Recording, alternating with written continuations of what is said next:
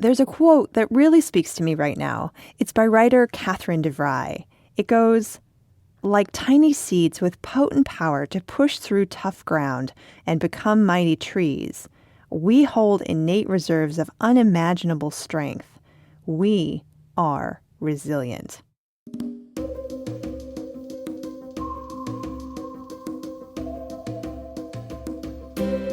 It's turning into the long haul now, isn't it? The daily push to make it day-to-day with COVID is getting a little draining, and we're all getting a little worn out. But we need to stay strong and keep our focus. There's a way to reconnect to our strength and build resilience. All it takes is some time and focus and maybe a strong ancestor or two.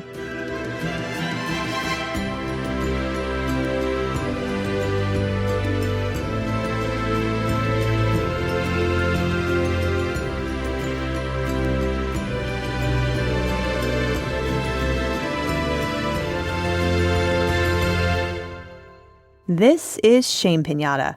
I'm Colleen Thomas. Welcome to Shame Piñata, where we talk about creating rites of passage for real-life transitions. So it's been a while now that we've been doing the COVID dance. It's not so scary and new anymore, but it's still a big wild card in our lives that might get us at any time, and that can be pretty draining.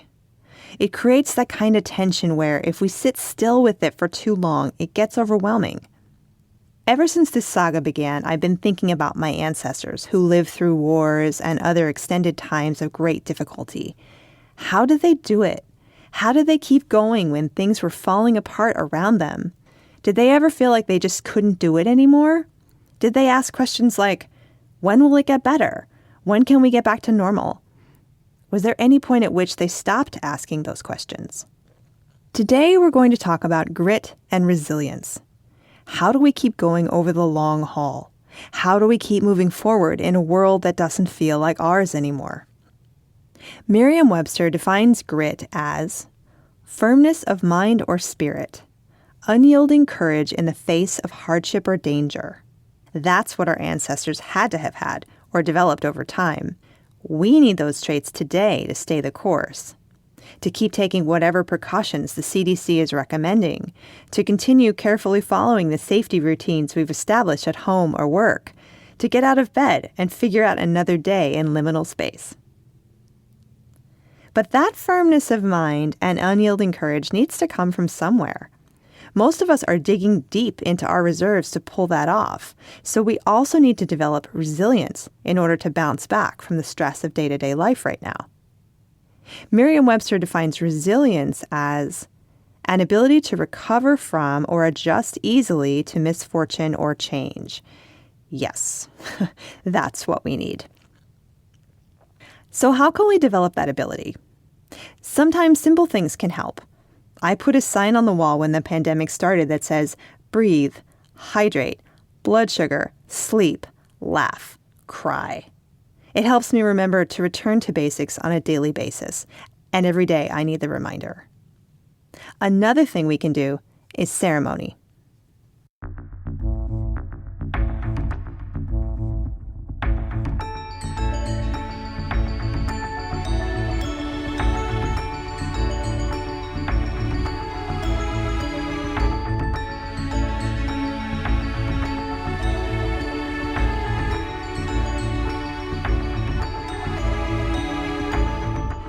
If we were going to build a ceremony focused on grit and resilience, you and I, we might first want to look around and identify an object or image that speaks of courage to us. You might dig out something a bold friend gave you, someone you really admire. I might grab a picture of a hardy ancestor or an image of my favorite superhero. We could also grab something we could wear or keep in our pocket, like a bracelet made of beads or even just a cord, or a rock from the shores of a lake that's seen tough winters. Something that makes us feel stronger when we look at it or hold it. We might bring this object to a quiet space, somewhere we won't be disturbed for a little while, along with some pen and paper. Once here, we might just sit and breathe for a bit.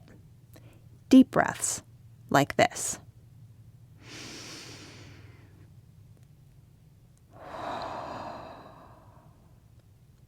Notice what we're sitting on. Notice what we're hearing. Notice how our clothes feel against our skin. One way to transition from everyday life into a more ceremonial space is to make a list of our current worries or concerns, especially right now, to get them out of our way for a little while. We might set a timer for 2 minutes and just write down everything that's banging around in our heads. When the timer goes off, we can look at the list and think, wow, that's a lot, and put the paper down. Then we might begin to welcome any feelings of resistance in us that just don't want to do this anymore. We can breathe into them. Yes, this is hard, so hard, and it's sad, it's heartbreaking, and it's infuriating, and it's, you fill in the blank. This is a chance to really get in touch with any voice inside us that says, no, I am not doing this anymore. No, no, no, no, no, no. There are so many strategies we have for not being present to something that is hard. Shopping, overeating, drinking too much, zoning out on social media.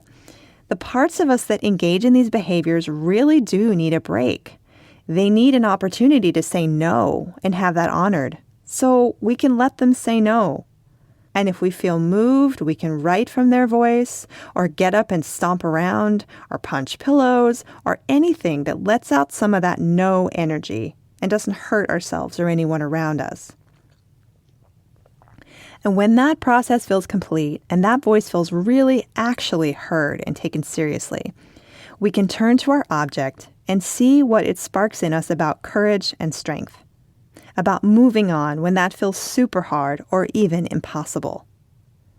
This might be a time to drop into a meditation, focusing on the strength we are wanting to call into our lives, or do more writing or movement about that.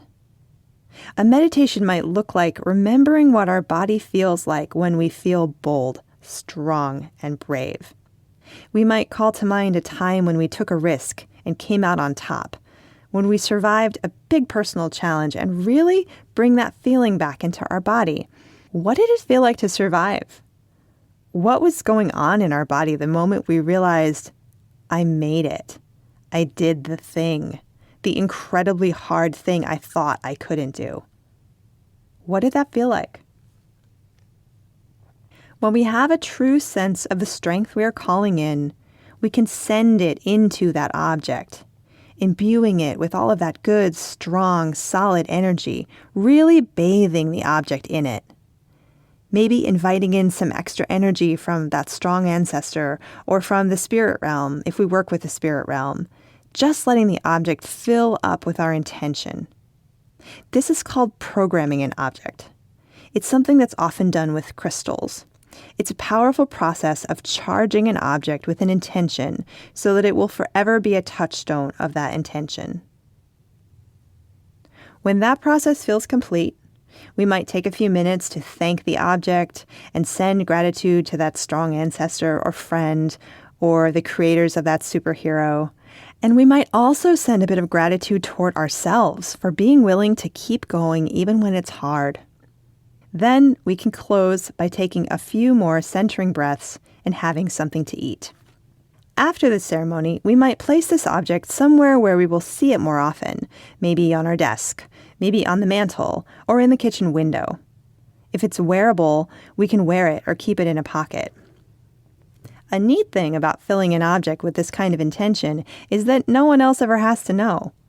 To them, it might look like an old DVD of our favorite superhero movies just around for decoration, but when we see it, we will shift a little deeper into that knowing.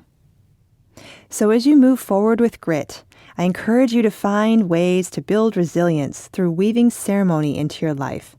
It's a wonderful tool that's always there for you at a moment's notice. Before we go, you're going to hear me say this for the next couple of months. We're taking a survey of our listeners, and we'd love for you to participate. It will help us learn more about you, no matter how long you've been a listener or how frequently you listen to the show. So please take a few minutes and visit our website at shamepiñata.com. You'll find the listener survey right on that page. To offer our thanks to you for taking the time to share your reflections on the show, we'll send you a 5-minute centering meditation. And there's a way to complete the survey anonymously and still receive the meditation.